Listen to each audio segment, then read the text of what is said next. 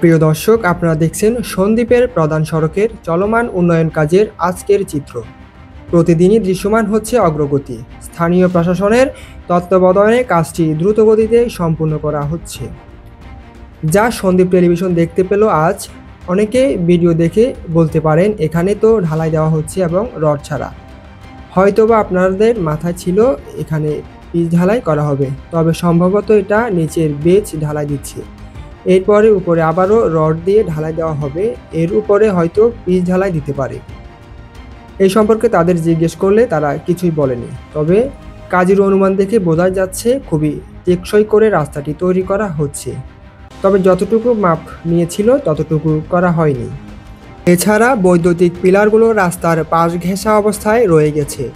রাস্তার পাশে শ্রমিকরা দিনরাত পরিশ্রম করে চলেছেন, ফলে মানুষের দীর্ঘদিনের ভোগান্তি দূর হওয়ার আশায় এলাকাবাসীর মাঝে আনন্দের সঞ্চার হয়েছে। কাজ শেষ হলে যাতায়াতের সুবিধা বাড়বে এবং সাধারণ মানুষের জীবনযাত্রায় আসবে নতুন পরিবর্তন। অন্যদিকে তালতলী বাজারের পশ্চিমে ফারহাজ গেটের সামনে সমান তালে চলছে উন্নয়ন কাজ।